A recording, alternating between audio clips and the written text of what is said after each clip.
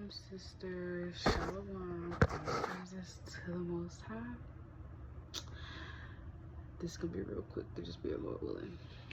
But I was thinking, the Most High had put in my spirit and say that.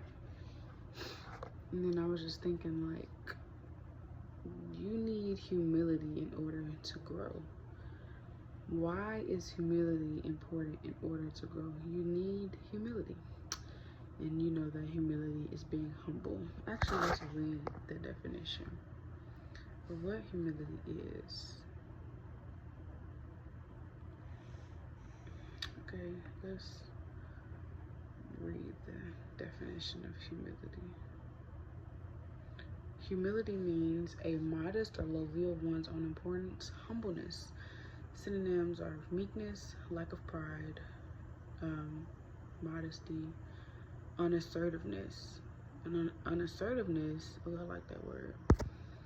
That, let's see if I'm trying to see if I can click it. Unassertive means not having or showing a confident and forceful personality. And the opposite of humility, assertiveness, is pride. That kind of makes me think of the fruits of the Spirit, because we know that the fruits of the Spirit tells us how we should act. I kind of like to think of the fruits of the Spirit as, you know, I think I've said this before. The fruit of the Spirit is how, it's a product of being in the Spirit. Like, if you're in the Spirit, then you're going to be in the fruits. There's no being in the Spirit and you don't have the fruits of the Spirit. The fruits are a product of being in the Spirit. So if you're not moving in the Spirit, then you're lacking the fruits. If you don't have the fruits, then you're not moving in the Spirit. So I kind of like to think of the fruits like that. If you're not meek, then you're prideful. That's not the Spirit. If you're not, what's another one? If you're not having faith and you're always doubting and lacking faith, that's not of the Spirit. That's not of the Most High. See what I'm saying?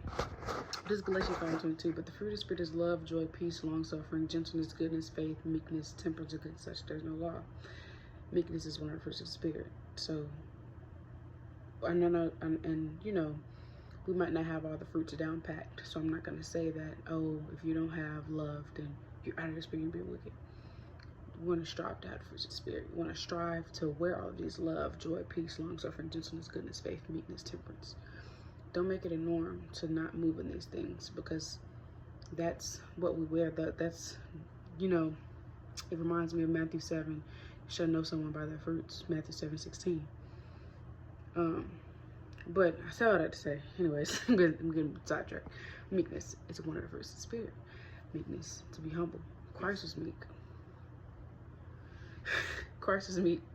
Christ also said, blessed are the meek. So, I'll say all that to say, being humble is very important. I want to read this. 1 Samuel 2 and 3.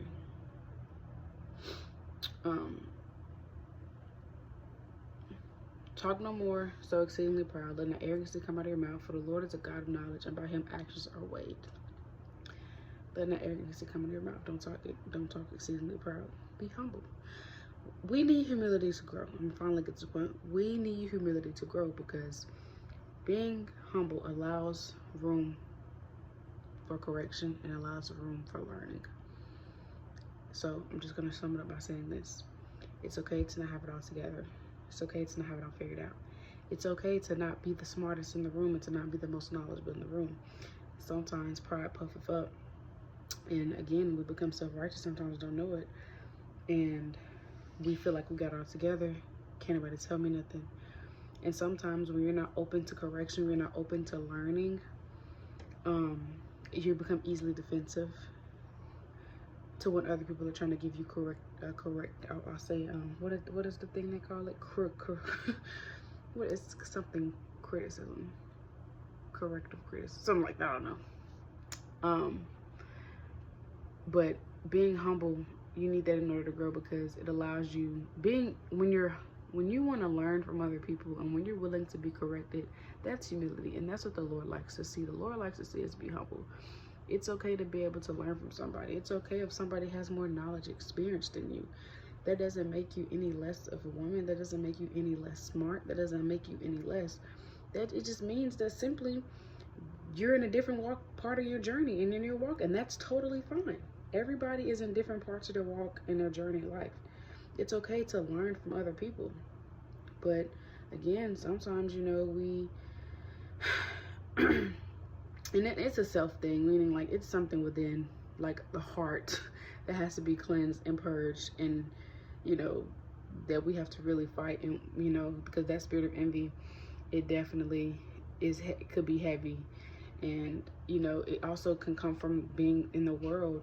That's why we have to continue to die daily and purge the old woman from us, because a lot of the times we was in competition in the world.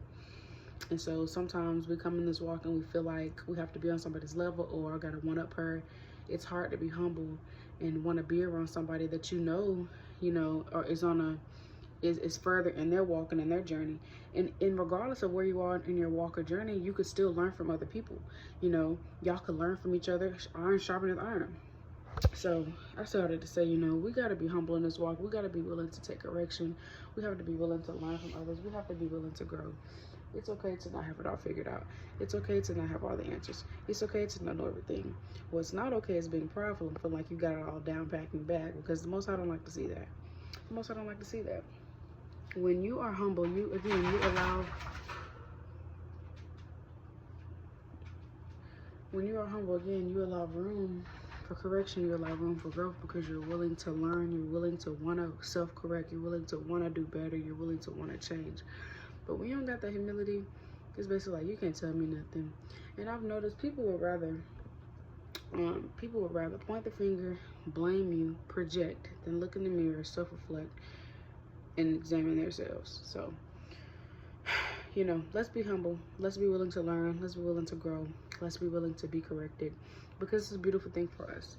So I'm going to read 2 precepts. This is Psalms 141:5. Let the righteous smite me, it shall be kindness, and let him reprove me, it shall be excellent oil, which shall not break my head, for yet my prayer also shall be in their calamities. I like to think of this precept. How you get your oil, your head, scalp, what? How you get your scalp oiled, and it feels so good. Like, oh my gosh, it feels refreshing. That's kind of how correction is. It should feel refreshing. Like it said, let the righteous smite me, it shall be kindness. Let him reprove me, it shall be excellent oil, which shall not break my head. Now, correction don't always feel good, but it's not going to break your head. If anything, it's going to help you feel refreshed. It's going to help you grow. When you oil that scalp, you're taking care of that hair daily. You maintaining your hair properly. Even on the hard times, you gonna want to pull your hair out. I'm like, oh my gosh, I can't do this no more. It's gonna yield good fruit, and that's kind of how correction is. Like, it might not feel good in the moment, but if you really take heed to it, take a second and step back and think about what that person is saying, it might be some truth to that. But we like to shoot the messenger, and it's ultimately like kind of going against the Most High, because when somebody is trying to give you that correction, that's ultimately coming from the Most High. And like Lily said, you need to be glad the Most High sent that person to correct you, not him, because it's a fearful thing to fall into the hands of the living God. So it's better to self-correct, to correct when the Most High is telling us through using somebody else, because we don't want him to smite us or judge us. Like, we don't want that. Proverbs 15:10, correction is grievous unto him that forsaketh the way, and he that hateth reproof shall die. You don't want to forsake correction. You don't want it to be seen as grievous. But I wanted to read y'all a few things I had Googled before I got on here. I Googled, why is humility needed to grow? Humility is crucial for personal growth because it fosters openness to learning, acknowledges limitations, and allows for a less disordered view of reality, ultimately leading to greater self-awareness and improved relationships. So here, a detailed look at why humility is vital for growth. Humble individuals are less likely to be caught in the trap of believing they know everything. They are more receptive to new information, feedback, and different viewpoints, which is essential for personal and professional growth, openness to learning. Self-awareness. Humility helps individuals understand their own strengths and weaknesses, and this self-awareness is a foundation for personal development. It's okay to have those weaknesses. Like, again, everybody has their own things they're struggling and they're trying to purge off. It's okay to have things you struggle with. It's okay to admit those things. You don't have to feel bad about it. Everybody has things they need to work on. But a lot of times, again, people don't like to accept it, man. People don't like to really look in the mirror and, you know, take correction from others. Improve relationships. Humble people are more likely to be empathetic, compassionate, and generous, fostering strong connections with others. Greater acceptance of reality. Humility allows individuals to see things as they are without the distortions of ego or self-interest. This can lead to a more realistic and balanced view of life. Reduce defensiveness. Humble individuals are less likely to be defensive when confronted with criticism or challenges, making them more receptive to constructive feedback and learning opportunities. Overcoming pride. Pride can hinder growth by creating a sense of self-importance and resistance to new ideas or perspectives. Humility helps individuals overcome pride and embrace a more teachable mindset. So, be humble, be willing to learn, be willing to grow, be willing to be corrected. I love y'all. I praise the Most High. Shalom.